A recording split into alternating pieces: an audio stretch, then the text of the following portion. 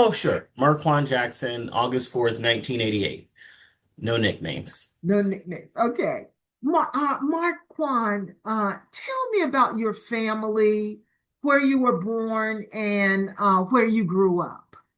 Sure, sure. So I am an only child. I'm my mother's only child. But I'm one of six as it relates to my father and his children. I grew up in Flint, Michigan.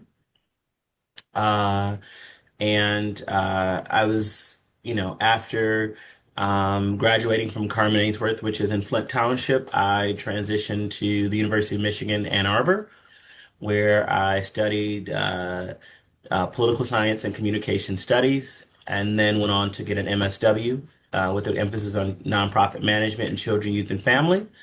After that, I started to work in Southeast Michigan, in particular Ypsilanti, Michigan, which is where the Jenkins family, where I met Mrs. Jenkins, but and her husband. But I worked in the neighborhood where the Horn family grew up, and the Horn family's household is still there. And so initially, I met Pat Horn, and then months later, I had an opportunity to meet Anita. Oh, and I have to say, as I'm going to put myself on mute because I want to make sure my if I say something that out of excitement about what I'm hearing, that it's not heard. So I will do that.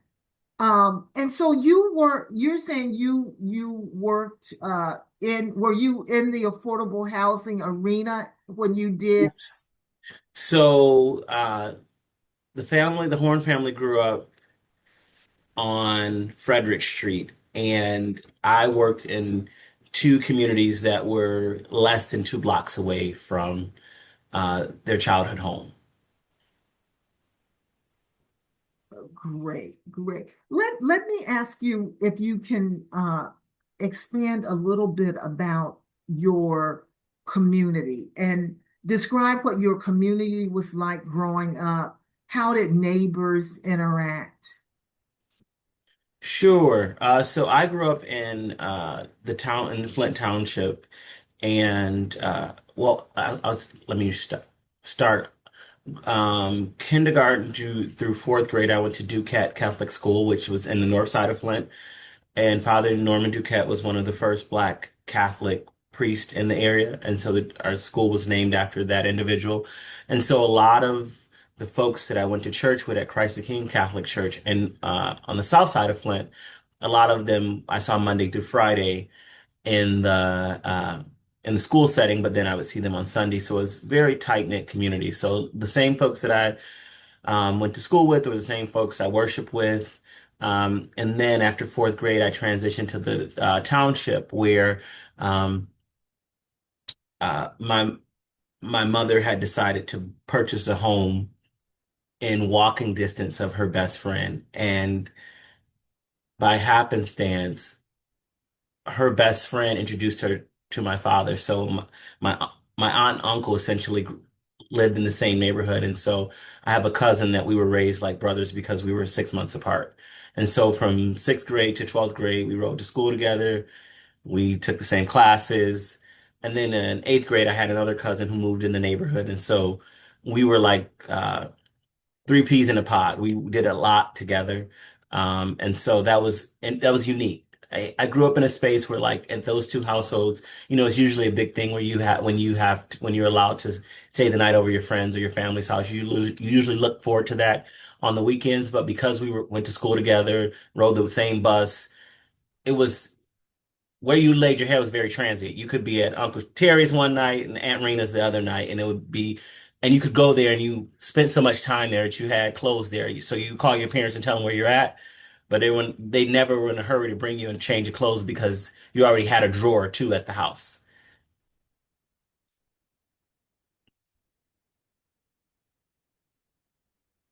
That is a wonderful story, wonderful, unique story. Uh, what are your fondest memories growing up? When you think about growing up, what are your fondest memories? So I would say my maternal grandmother's family is from Jamaica. And so the summer before I went to second grade, a group of maybe 30 of my family members, we all went to visit our family in Jamaica. And I think that was a game changer for me. I think that was the first time I got a chance to really meet my grandmother had an older sister who had never left Jamaica. And so it was the first time I got a chance to meet my great aunt's family. She had 9 kids. My grandmother had 11. So I come from a very large family. And so but as an only child, I was always a kid who wanted company or had a ton of cousins. I had over 36 first cousins. So to travel with 15 of them was really an awesome experience. And to spend 2 weeks in Jamaica just really learning about who my people were and where I'm from and what this means. And it was an aha moment for me. That was the first summer as I was packing my things, my mom was like, "Oh, pack the things that are a little snug," and I didn't understand why. But the deal is that everything would remain in Jamaica except for the outfit I needed to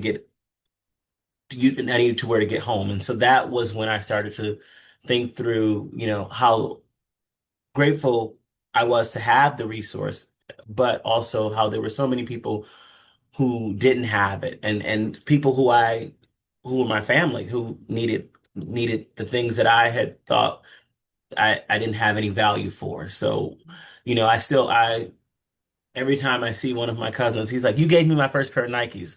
And in my mind, I was like, those Nike, I couldn't do anything with them, but to him, it meant something, right? And so that really, um, that's when I thought about how to be of service, right? So I think that was the aha moment to think that I have been blessed with so much. How do I pay it forward?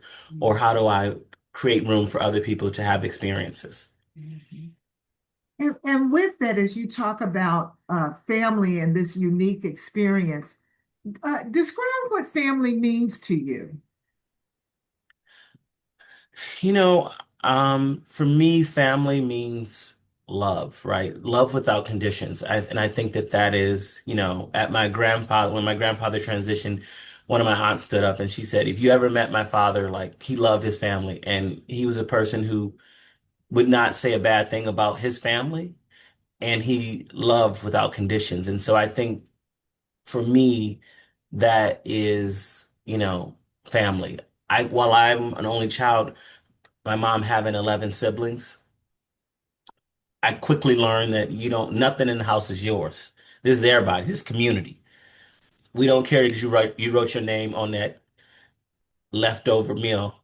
If somebody was hungry, they warmed it up because they was hungry and they ate it. And you're gonna figure something else out. Um, I, we never had to call each other and say, "I'm coming over to your house." It was just like, "Oh, we was in the neighborhood, we pulled up in the driveway. What y'all eating for dinner?"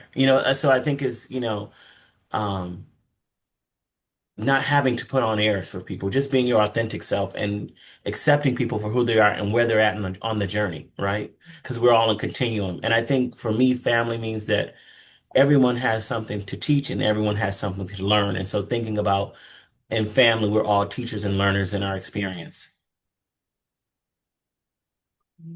Great. Well, thank you for that. Thank you for sharing that. As you look at inside and outside of family, who are your role models inside and outside the family? And who are the people that were most influential in your life? As me being an only child, I kind of just attach myself to people, as Pat Horn would say. She's like, "You just come around and get so familiar with people." And so for me, family are people who have poured into you. And so it's not that, we've known each other for an exorbitant amount of time, but it's the experiences and the authenticity when we are in relationship with each other. And so for me, I can think about my first grade teacher, Miss Lynch, who expressed the importance of penmanship. And not only was she my first grade teacher, but she tutored me in second grade and she wanted to make sure I had the fundamentals in third grade. And so she became someone that was an extension of my family. And so when I graduated from high school, when I graduated from college, she made herself available, right? Because she was part of my village. And so, um, I think about all that I learned when I was learning how to be a social worker, right? And the Jenkins Horn family for me, they were role models, right? I could remember shortly after meeting Anita, she sent me several books and she called me and she said, if you don't figure out how to budget in your finances, we are going to say, oh, do you remember Marquan? He was such a nice gentleman, but he just couldn't figure out his finances and he's just poor and he couldn't figure it out because he didn't make wise decisions. And that stuck with me, right? And so I think that having someone who took the time to send you a book and then do a follow-up and write a note and say, I sent you this because I thought there was some value in it. Um, so I think that, allowing me to spend time with their family during the Thanksgiving holiday signaled to me that we were in a familiar enough relationship that it felt like family and it was family, right? And everybody greeted you with a hello, how are you? Now, who do you know here? And just get in line and make sure that you get you some food. You got enough to eat. And so I think that it's that comfort, it's that familiarity uh, that makes up my family, right? Because I think growing up as an only child, you really decide early on that you can just pick up cousins along the way or aunties and uncles and it'll be fine, right? But I also think about my church family, right? Because I spent so much time. My aunt was a choir director at Christ the King, and she was a choir director at the school. And so there was a lot of overlap. And so I quickly had a lot of church aunts that I still keep in touch with. And so moving to DC, my fraternity brothers creating space for me and engaging me and introducing me to others, right? So that was my family. Like I have two cousins in the DMV, but I have lots of family, right? That first Thanksgiving, I didn't make it home because it was just too much going on. I had somewhere to eat, right? I had somewhere to laugh and be in fellowship. And so, um, as a person who has a fairly large personality, I have allowed myself to create family along the way and along the journey.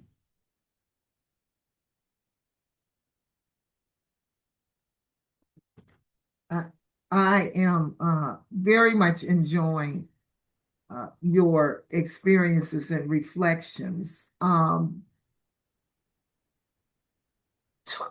You mentioned faith and church and your church aunties, and uh, describe your church and faith community and related activities when you grew up and on to present. Um, Sure. So I had a little bit of a different experience. So growing up, uh, my family was at Christ the King, which is a Catholic parish, but it's a predominantly Black Catholic parish. And for the most part, that from kindergarten to high school, that is where I would worship. That was my community. When I transitioned to the University of Michigan, I assumed because if I wasn't going to Christ the King, I was going to Sacred Heart, which is in Detroit, which is another predominantly African American parish that a portion of my family belonged to. But when I got to the University of Michigan, I remember the first, I think it was Ash Wednesday, or it was there was some purpose behind me going to St. Mary's that was on campus. That was a parish that was on campus. And me and three of my other uh, classmates who were all African American, we decided we're going to go to St. Mary's. It's right up the street. And we walked in and we saw no one who looked like us. And none of the hymns sounded like things that we were used to. And the sense of community was not there for me. And so I remember calling my grandmother and I said, listen, she said, what? I said, I went to St. Mary's and that ain't gonna be it. She's like, what? What do you mean? I was like, not where I'm gonna be fed spiritually. And so she said, my mother was AME. And if you like, it sounds like you like structure. And in Ann Arbor, there was only an AME church. There's a Baptist church. Those are the Second Baptist, or it is Bethel. And she said, why don't you go and try the AME church? And so um, I transitioned to Bethel and started to worship at an AME church until 2021. So from 2008 to 2021, I was at Bethel. I was very involved with the Youth Leadership Council, the Scholarship Council, um, and helping us think about being innovative. Our community impact. Uh, it wasn't a council, but we did a literacy campaign for youth in the community. So very much involved because the Ypsilanti Ann Arbor community is so small that everybody know everybody. And I was at that point, I was working for Ypsilanti schools. And so there was a lot of overlap around the haves and the those who needed support and those who were able to provide access. And so we were doing lots of community-based programming, which was exciting. 2021, I received the job offer, moved to DC. The first year, I visited a few AME churches, and while they were good, and I got the message. Some of them felt like mega churches, and coming from Christ the King or coming from Bethel, they were very small churches, and so I wanted something small, and so um, one Sunday. I said, I'm gonna go to Alfred Street. I had watched Alfred Street on TV. I mean, on during the pandemic, I had started to watch Alfred Street, and I said, well, I'm gonna go to Alfred Street. And my reservation was Alfred Street is a Baptist church, and so now I am a member of Alfred Street. So I've transitioned from the AME church to now I'm part of the Baptist church, and I'm fairly new to the membership, to part of the membership, but. Um, I love that there's an 8 a.m. service, and so usually I'm in my seat by 7:15. Uh, 2 weeks ago, I went to the men's prayer breakfast. There's also Alphas of Alfred Street, so there's a cohort of fraternity brothers that we build community outside of the space. There is College Club, where we provide additional supports for youth. Just last week, we had a HBCU fair where we there were over 3,000 kids there, and there was all of the HBCUs in the St. James, which is a black-owned um, rec center. And so we have our church picnic at the same space and so we're very intentional around community impact and circulating the Black dollar within community. And so I'm now in a place where I feel like I'm being spiritually fed. It's 15 minutes from my home. There's there's a Saturday service and two Sunday services. And there's a lot of ministries and committees that you get in where you fit in, and that is what I desire. I'm in by 7:15. I'm in my car by 9:15. I like that. I like structure. I like all that it provides, and so um, that is where I'm currently at as it relates to my spiritual walk. Well, thanks for sharing that. For though I'm also in the DC area, and uh, I can tell you people within the DC area and outside the DC area, whether we're members of other churches or not, a large percentage of us also listen virtually to Alfred Street, right? So it from everything that I know, it is a wonderful experience. My sister was married there. Oh my goodness, this is wow. It would have been over 30 some years ago when she was a member. She's since moved to other other regions and participate in other church, but very familiar, very highly regarded church. So I'm so glad to hear your story. Um, talk a little bit about, and you mentioned some of your family traditions. What are family traditions that you value that have been passed down to you and things that you carry and share with other people? Sure. So I think that, I have different traditions depending on which side of the family I'm spending time with. And so, you know, uh, being a family of my mom having 11 siblings and folks being married and having life happen, one of the traditions, and I don't participate anymore, but we always had Thanksgiving for my mom and her siblings and all my cousins 2 weeks before Thanksgiving at my grandfather's because it was important for him to have everyone there, and he recognized that he didn't want to compete with the in-laws. So usually Thanksgiving started 2 weeks before things. So the Saturday, 2 Saturdays before the Thanksgiving, we would usually gather at my grandfather's and have Thanksgiving, and that was really important for us so nobody was like, I have to leave at a certain time because that was sacred time and nobody was anticipating any. We had all made arrangements to be present for the duration of the day. And so that is something that we value. Um, Christmas brunch at one of my aunts is also something that when I'm in Atlanta, so usually what happens is I'm in Michigan because my dad and my siblings and my my nieces and nephews. So usually what happens is I leave DC the 19th or the 19th, 18th, and I am in Michigan until the 24th. And so me and my immediate family, my siblings and my dad, my stepmom, my nieces and nephews, we have the gift exchange, usually Christmas Day. Christmas Eve.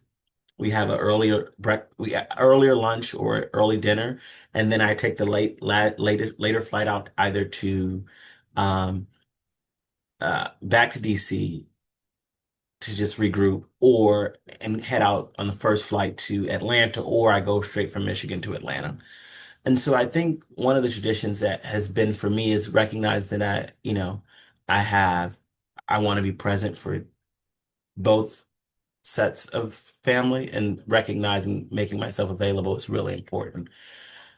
So that's part of the tradition. I think one of the traditions that my mom has always started and she still does is that uh, even if we're not spending the holiday together, she thinks it's really important to have a fresh set of pajamas for Christmas Eve, so you can wake up on Christmas Day with your nicest pajamas on for the pictures and the company that's gonna stop by. And so and I think now it's just a thing that she knows that's something that I oftentimes don't purchase. And so every holiday I can anticipate a new set of pajamas. And so that has always been a thing to make sure that you got on a nice pair of pajamas for Santa Claus. And so that is something that I value. And then my dad's family, uh, we have a small family farm in Otisville, Michigan. And up until last year, we would do an Easter egg hunt that would draw maybe 200 kids. And we would have them out on the horse. We would let them ride the horses. We would, have them on the farm. People would donate, and everybody could come and experience the Easter egg hunt. And so that was always joy. I think at the age of like 15, I recognized that it's not about me anymore. It's about, providing space and opportunity for other folks. And so that is something that we all look forward to doing as a family, is to putting on this sizable Easter egg hunt for folks to participate, and take family photos with the Easter Bunny. And, like I said, we'll have a few horses to do a horse ride and, ride the tractor and all the things. And so that was something that we really um, valued. And then we partnered with Walker Farm, which is not far from there, and folks could go and get a flat of flowers. And so that's something that really valued. Is that something you all continue to do? So last year was the first year we haven't done it, because I think that so many of us have moved away. Mhm. But for 27 years we did it, and I'd imagine they're going to reset and do it again. But I just think there was just so much transition, and folks couldn't necessarily or didn't get home. And so, my dad and his cousins were like, we're going to put it on hold and reimagine it because it's gotten so big. We need all hands on deck. What a wonderful tradition. And then I think also, having we have our family reunion Memorial Day weekend. So that Memorial Day weekend, we have my dad's paternal family has a family reunion, and that is a time I can just unplug and be with family. And so that has happened for the last several years. And so, um, I look forward to that. And that is that August? Is that August? Yeah, the last weekend in August. Yes. Very, very nice. How do you maintain regular contact? Do you when we look at this the all of the technology and digital and social media, what are ways that your family on a regular maintain contact and communication? So it depends on the generation, right? So I'm good on email. I will call. I can FaceTime. Um, but for like my contemporaries, and folks who are my peers, we send videos back and forth on Instagram, and that is really a way for checking in. Like if I see something funny, I'll send it to my cousin and he'll respond, or if he sees something, and it happens all day long. So we communicate on Instagram a fair amount, um, but we also will pick up the phone and call or FaceTime each other as well. Great, great. Um, Let me ask you. I think we talked about some of the holidays that were important to you and your family growing up. Uh, what are some of the things your parents instilled in you? And what was most important to them, and what has stuck with you? So, from both perspectives, when you think about lessons or things that they instilled in you. I think as it relates to holidays and what my parents instilled in me was that, always make room for others. Like always make space for others because it could be you. There before the grace of God, there go I, right? Like they may need somewhere to put their feet under somebody's table this year. It might be you next year. And so, um,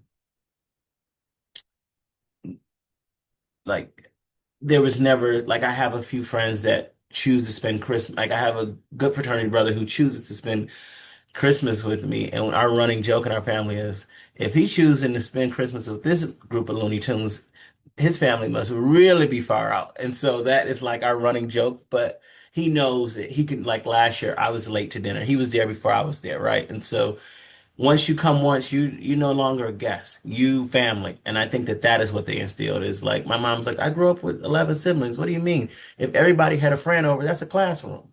And so I think just thinking about it in those terms is like, create space for folks, uh, because that's important.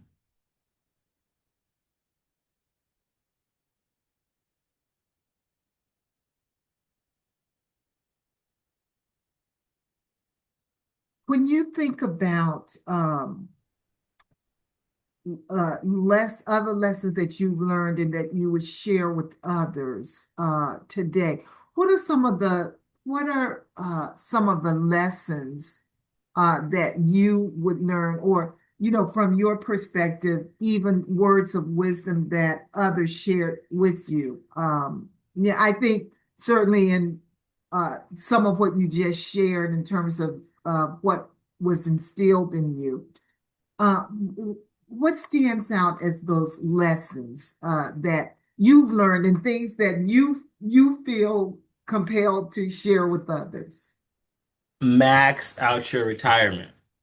That is, I mean, financial freedom is um the game changer, right? Like I remember when I was able to make sure when my loans were paid off and I had a safety net and I had a you show up you show up in the work different because you're not worried about being fired.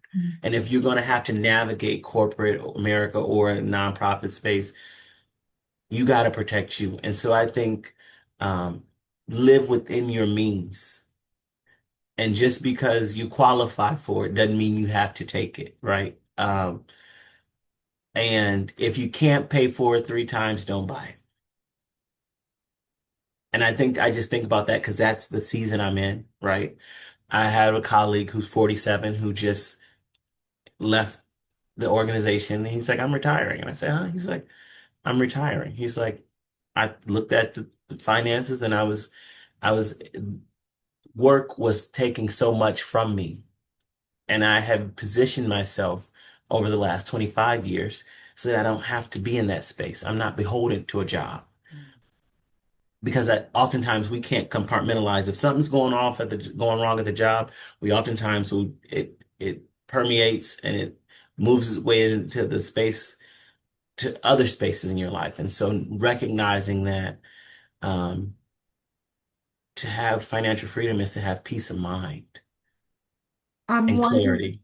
I'm wondering as you're sharing that, where that came from. You mentioned that Oh, Ms. Jenkins sent you that financial. is Anita Jenkins all day long. I mean, that is who that is.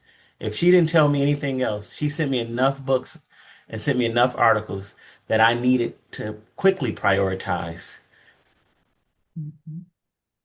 I mean, rather quickly prioritize my financial wellness. And so, if nothing else, she provided something for me that, well, she provided something for me that no one else in my family had thought to really, because they figured he went to the University of Michigan, he's graduated, he got these degrees. We know this young man who knows how to manage his finances, and I did not. And when she told me, if you don't figure this out, this is where you will fail. I mean, it was really clear. I can remember right where I was when I we had this conversation. But I think the fact that she not only told me, but she provided tools and books and advice to help me navigate. And then at some point said, you need to, I'm not a financial planner or a financial advisor. You're now at the point where you're ready to have somebody else do this. But I'm gonna help you get the fundamentals. So important, so important. She was the first person I called or sent, I actually sent a screenshot. She was the first person I sent a screenshot when I paid off my student loans. Because I was working on paying on my student loans and at the front of the pandemic there was no interest and so I was working on it, but I'd always worked in nonprofit space. And so while I was paying off the loans, I had hit the 120 payments and my loans were forgiven. And that was my biggest debt. Yeah. I came home from Michigan 2020 December of 2022. I was coming home from I was coming home to change out my clothes to go to Atlanta for Christmas Eve. I came home and I checked my mailbox, and that was the best Christmas gift I had ever received, was that you have fulfilled your requirements. That is And amazing. then finally she said, now where should you be allocating that money that you were paying that student loan with? And so, okay, you're maxing out your 401k. What about a Roth IRA, a backdoor? I was like, well, I have a backdoor for like she already had something else for me. And so now as I hire staff, I had a young man and our company match does a 5% match. And I said to him, I said, in senior leadership, we're able to look at our budget and there's a significant amount of um 401k match that is always on the table because we have to project that everybody's going to take the 5%, but everybody doesn't take the 5%. And when I started to ask my staff, the young men of color who were working for me, they go, I don't put 5% in. I said, you're leaving money on the table. They're matching up to 5%. So had somebody not had the conversation with me, I wouldn't have been in a space to have the conversation with someone else and show them how compounding interest works and how your money should at minimum double every 7 years and have some real conversation. And this is it. And he was like, well, what about Social Security? I said, our generation ain't gonna see Social Security. And so I think you are your Social Security. Look in the mirror, call yourself Social Security. That's it. And so I think recognizing what a game changer that was for me, right? It was to the point where I remember once her and her family had driven up from Midland for the annual barbecue at Pat's, and we had just finished renovating the community that was closest to her childhood home. So I said, "Hop in the car. I want to ride you around and show you the new Park Ridge." So we get in the car and she goes, "Oh, this is nice. This is Lincoln." I said, "Yeah, shit, this is nice. This looks like a car of somebody who's debt free." And I said, "I'm not." And she said, "Oh, you're not." I said, "No." She said, "Well, I don't think you have any business driving this car." And then I told her I was leasing the car. You're leasing the car. So when this is up, you're gonna give it back to them and you didn't pay for it. And now you got to find another car. I said, yes. I felt so convicted in that moment. I kid you not, that after that lease was up, my aunt had a 2011 Avalon that it was sitting in the garage and she said I could have it for 3,000. I drove that Avalon all through the pandemic, and I sold it to one of my mentees for $500 because I knew I wasn't sure it would make it to DC. But for those four, it was like 3 years, which I was grateful, right? Because the pandemic happened. So my friends have these large Cardinals, and nobody's driving for a year and a half anywhere. I was happier than a billy goat to be in that 2011 Avalon riding up and down the street. But it was in that moment that the light bulb went on that you don't have it like that. When I think about what Michelle Obama says oftentimes, when she talks about the black tax, she says some of us get our first job, we start making six figures, and we want to do for our family. She said, you ain't made enough to do it for your family. You got to do it for yourself first. And so it's those conversations. And so, sometimes it just comes to me, and I'm like, I can just remember that had she not taken the time, I would have easily grown into my salary because it's easy. You make more, you spend more. Such a powerful message, such a powerful message. One of my last questions, but I'm going to ask you now, and then I have a couple other questions. And you may have, completely answered this already. You described your relationship and your connection with Anita Jenkins and uh, your favorite Anita memory or story. I don't know if that was it or if you had Yeah, additional. I think anytime that she just kind of was able to put me in my place around not doing enough to think about the future and my retirement and investments and saving. So I think that I've shared a few instances, but that was my that was my favorite moment. I think that, there was another moment where I was able to see the Jenkins family show up for a bunch of strangers, right? And so um I wanted to start a tap dancing program for youth in Ypsilanti in collaboration with the University of Michigan's music dance program. And I wrote a grant to the Jenkins Family Fund, and they funded the initial award for us to have space, beginner's lessons, and the same year they were bringing collage to Midland. Not only did they fund the grant, they wanted all the youth that were participating to come to see collage and see what Black dancers and choreography could look like to to create an experience. And I think for me, it allowed me to see that they'll show up for folks and create space and opportunity for folks, and that their hearts were just bigger than folks could even imagine. I said, I got 25 students. Did I ask you how many students you were bringing? I told you to bring the students. And we'll have this and that for them. And so she had a way about, she didn't ask you to do things. She told you to do things and you just fall in line. And so that's my memory of her is that she could tell folks what to do and they did it, right? There's very few people in the world that could tell Patricia Horn what to do and she would fall in line because Patricia made it her job to always correct me and get me together. And so I think just to see the care that she took for others was amazing. There is not, there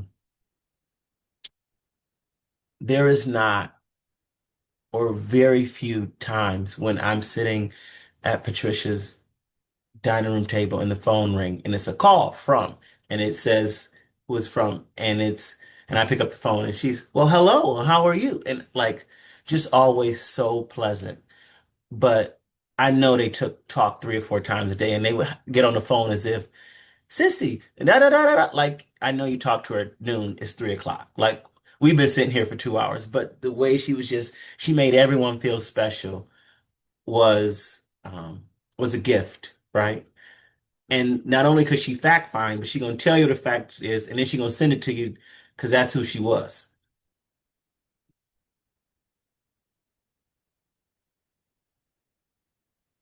I could listen to these stories all day. This is wonderful to hear. I'm going to go back to a couple questions.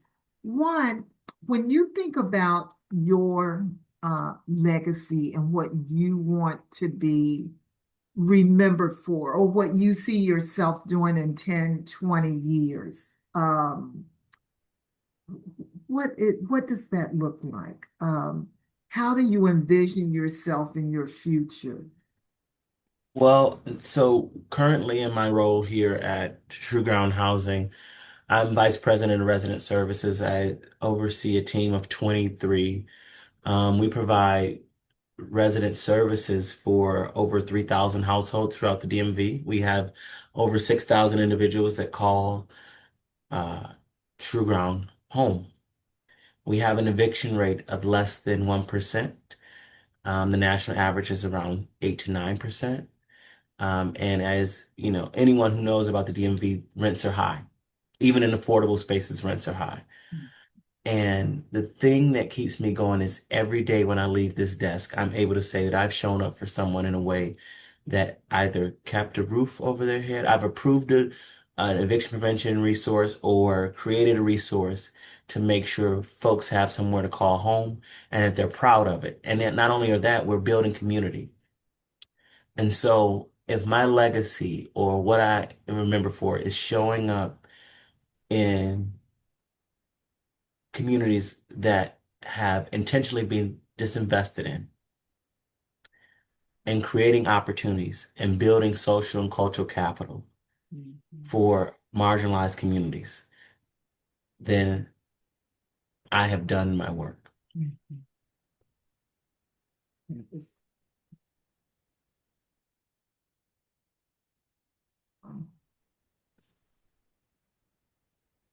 So glad to hear that. Let me ask you one additional question.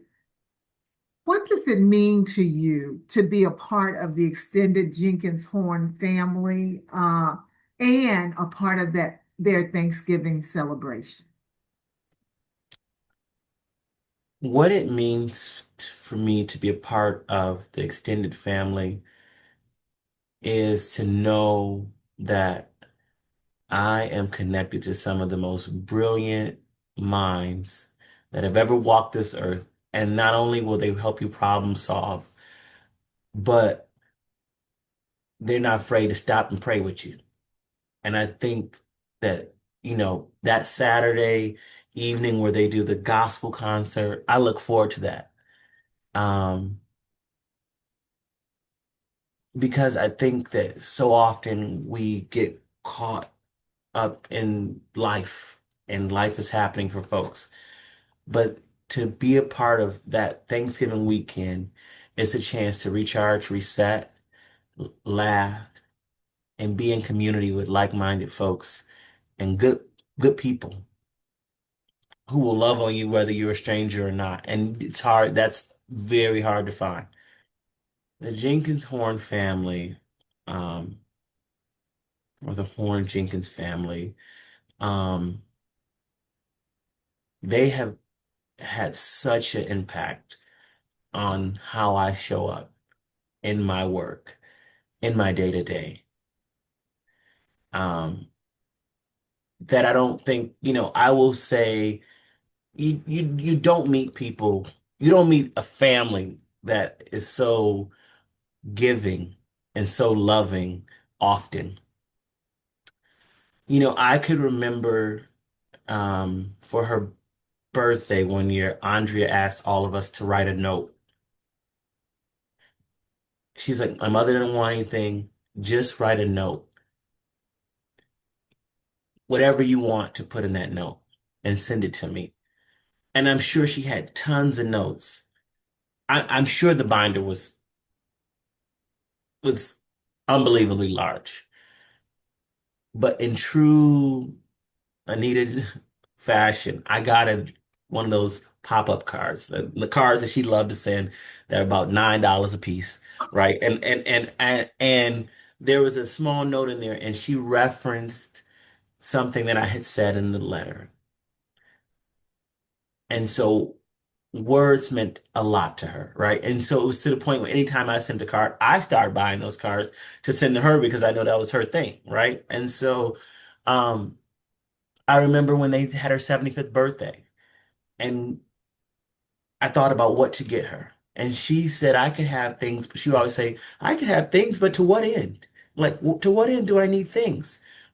And so I made a donation to the Hope Clinic, which is the clinic that is in the neighborhood where she grew up. And I sent a note and said on your and that's just who she was, right? Like she was always of service, right? And so that was a no-brainer. There's not many people I can say, oh, it's their birthday, what they want. They want me to donate to a pantry. But I knew that's who she was. And I think that, she held folks accountable, but she loved on them just as much. And I think that that is what will forever remain with me. But I think one of the things that's interesting is through going to these extended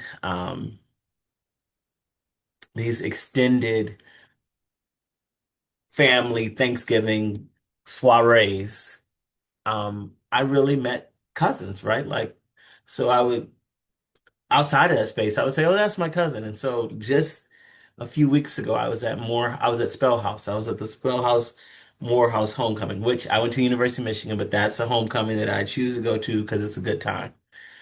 And I'm sitting in a tent, and I'm talking to a friend, a close family friend who's from Ann Arbor, and somebody walks up behind me, and I say, "Oh, my cousin Milton." And she's like, Milton's not your cousin. And Milton said, that is my cousin. We spend Thanksgiving together. And that is Uncle Jim's nephew. And after a certain amount of time, you couldn't tell me that that's not my cousin. And I was like, anytime I spend Thanksgiving with your family, that's my cousin. And so it was just funny. Like we took a picture together, but it was just funny in that moment. She was like, this is not your cousin. I was like, yes, it is. And it's it's those type of lifelong relationships that you're able to establish as a result of that, of sharing space with folks over the Thanksgiving holiday.